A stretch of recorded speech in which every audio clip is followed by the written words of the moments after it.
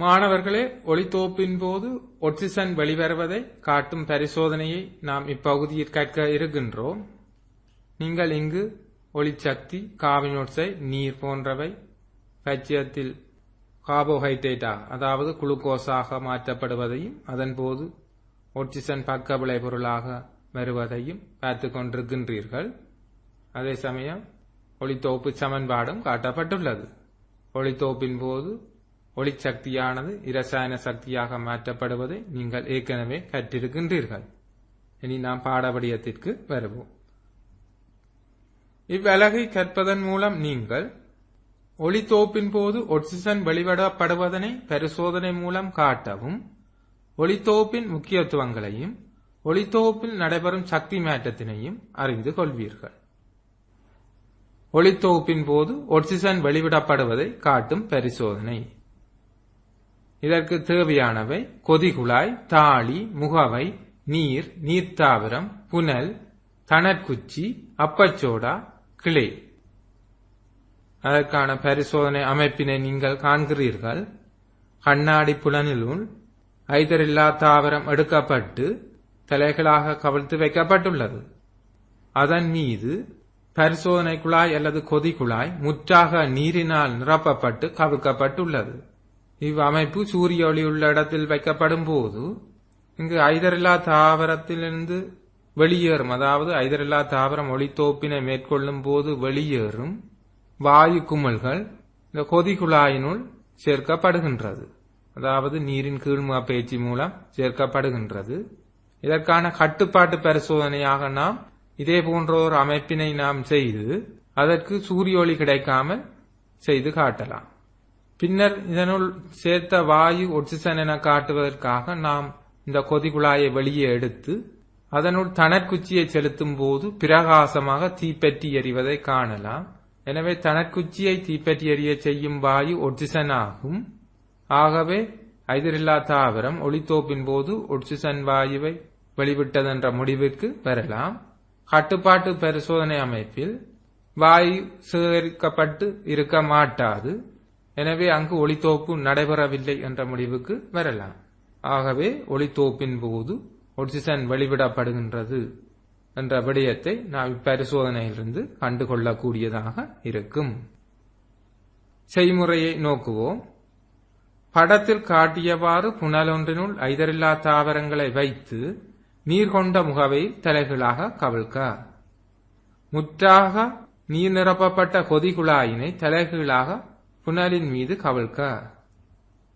சூரியொளி நன்றாகப்படும் இடத்தில் அமைப்பை வைக்க.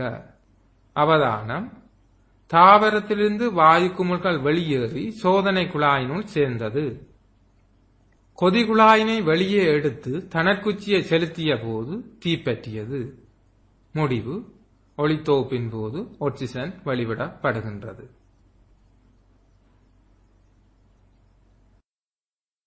மாணவர்களே, ஒளித்தோப்பின் போது பக்க விளைபொருளாக ஒட்சிசன் வெளிவிடப்படுகின்றது என்பதை காட்டும் பரிசோதனைக்கான வீடியோ ஒன்றினை தற்சமயம் நீங்கள் நோக்கிக் கொண்டிருக்கின்றீர்கள். அதற்கு தேவையான பொருட்கள் காட்டப்படுகின்றன. ஒளித்தோப்பு வீதத்தை அதிகரிக்க செய்வதற்காக இங்கு அப்பச்சோடாவும் மேலதிகமாக சேர்க்கப்படுகின்றது. கொதிகுழாய், புனல், இங்கு கண்ணாடி புனல் பயன்படுத்தப்படுகின்றது சூரிய ஒளி ஊடுருவுவதற்காக. முகவை, ஐதரில்லா தாவரம், இங்கு நீர் தாவரம் எடுக்கப்படுகின்றது. ஒளித்தோப்பு வீதத்தை அதிகரிக்க செய்வதற்காக ஒரு முகவை ஒன்றினுள் அப்பச்சோடா இடப்பட்டு நன்கு கரைக்கப்படுகின்றது. நன்கு கரைக்கப்படுவதை நீங்கள் காணலாம். அப்பச்சோடா பிரிகை அடைந்து கார்பனீர் ஆக்சைடை தருவதால் இங்கு ஐதரில்லா தாவரத்திற்கு கிடைக்கும் கார்பனீர் ஆக்சைடின் அளவு அதிகரிக்கும். இதன் காரணமாக ஒளித்தோப்பு அதிகரிக்கும். இங்கு நீர்த்தாவரமே எடுக்கப்படுகின்றது. ஏனெனில் தரைத்தாவரத்தை நாம் பயன்படுத்த முடியாது. அது நீரில் ஒளித்தோப்பு செய்யும் ஆற்றல் அற்றது. இங்கு முகவையில் ஐதரில்லா தாவரம் எடுக்கப்பட்டு அதன் மீது புனல் கவிழ்க்கப்பட்டுள்ளது. அதனுள் அப்பச்சோடா கரைத்த நீர் இடப்படுகின்றது.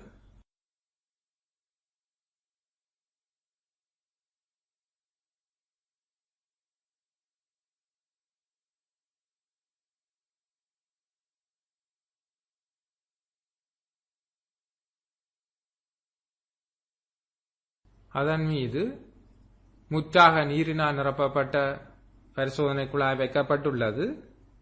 இந்த பரிசோதனை குழாயின் நீர்மட்டம் கீழிறங்கி காணப்படுவதை நீங்கள் பார்க்கக்கூடியதாக உள்ளது. ஐதரல்லா தாவரத்திலிருந்து வெளியேறுகின்ற ஆக்சிஜன் வாயு குமிழின் காரணமாகவே இந்த நீர்மட்டம் கீழிறங்கியது.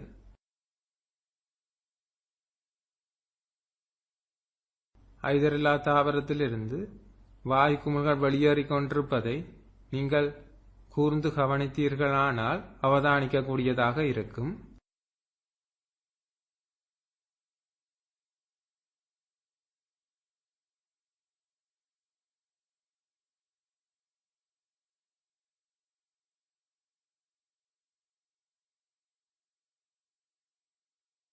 இங்கு புனலினை சற்று உயர்த்தி வைப்பதன் மூலமும் நாம் ஒளித்தோப்பு நடைபெறும் வீதத்தை அதிகரிக்கக்கூடியதாக இருக்கும். வாயு குமிழ்கள் வெளியேறிக் கொண்டிருப்பதை நீங்கள் அவதானிக்கக்கூடியதாக இருக்கின்றது.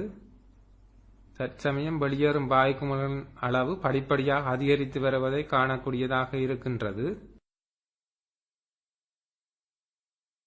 குறிப்பிட்ட அளவு வாயு குமிழ்கள் சேர்ந்த பின்னர், அதாவது பரிசோதனை குழாயில் உள்ள வாயுவின் அளவு குறிப்பிட்ட அளவு வந்த பின்னர் அதனை வெளியே எடுத்து நாம் ஆக்சிஜன் வாயுக்குரிய பரிசோதனையை மேற்கொள்ளும் போது, அதாவது தனற்குச்சியினை உள்ளே செலுத்தும் போது தனற்குச்சி தீப்பற்றி எரிவதை காணலாம். எனவே பரிசோதனையிலிருந்து ஒளித்தோப்பின் போது ஆக்சிஜன் வெளிவிடப்படுகின்றது என முடிவுக்கு வரக்கூடியதாக இருக்கும். ஒளித்தோப்பின் போது ஆக்சிஜன் வெளிவிடப்படுவதனை அதிகரிக்கும் செயற்பாடுகள். அப்பச்சோடாவினை கரைத்து விடுதல்.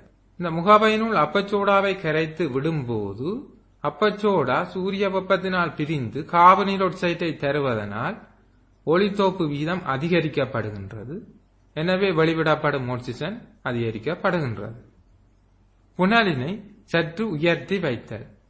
நாம் ஏற்கனவே படத்தில் பார்த்துள்ளோம். கிளையை வைத்து புனல் சற்று உயர்த்தி வைக்கப்பட்டுள்ளது. இதன்போது வெளியில் கரையும் கார்பனீர் ஆக்சைடானது புனலினை அடைவதால் அங்கு உள்ள ஐதரில்லா தாவரத்திற்கு அது கிடைக்கக்கூடியதாக உள்ளது.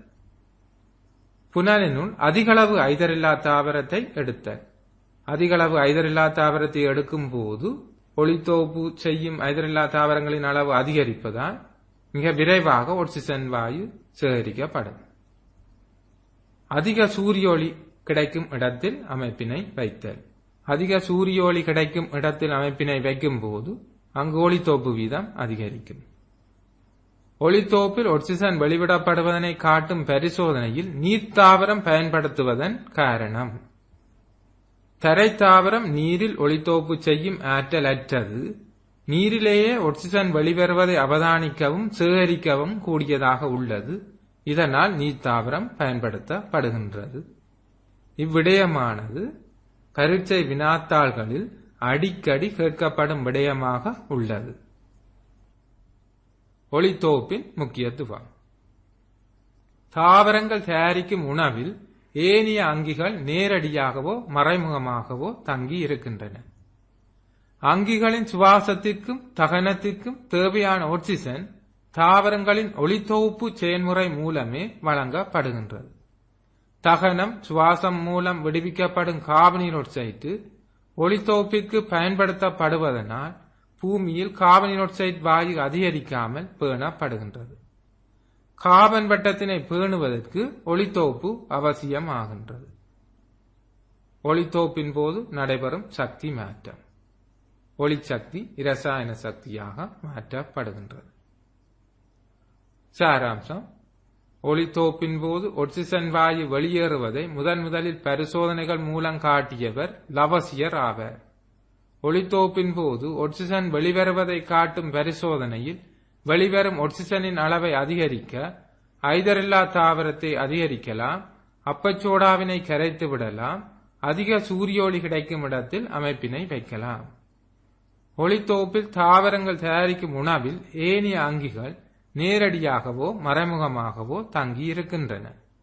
தகனம் சுவாசம் மூலம் விடுவிக்கப்படும் கார்பனீர் ஆக்சைடு ஒளித்தொகுப்பிற்கு பயன்படுத்தப்படுவதால் பூமியில் கார்பன் ஆக்சைடு வாயு அதிகரிக்காமல் பேணப்படுகின்றது. இது ஒளித்தோப்பின் முக்கியத்துவமாக காணப்படுகின்றது. அதாவது தாவரங்கள் தயாரிக்கும் உணவிலேயே ஏனைய அங்கிகள் தங்கியுள்ளன. இது அங்கிகளின் நிலவுகைக்கு ஒளித்தோப்பின் அவசியத்தை வெளிப்படுத்துகின்றது. அதேபோன்று ஆக்சிஜன் கார்பன் ஆக்சைடு சமநிலையை வளிமண்டலத்தில் பேணுவதற்கும் ஒளித்தோப்பு பங்கு ஆற்றுகின்றது. ஒளித்தோப்பின் போது நடைபெறும் சக்தி மாற்றம் ஒளிச்சக்தி இரசாயன சக்தியாக மாற்றப்படுகின்றது.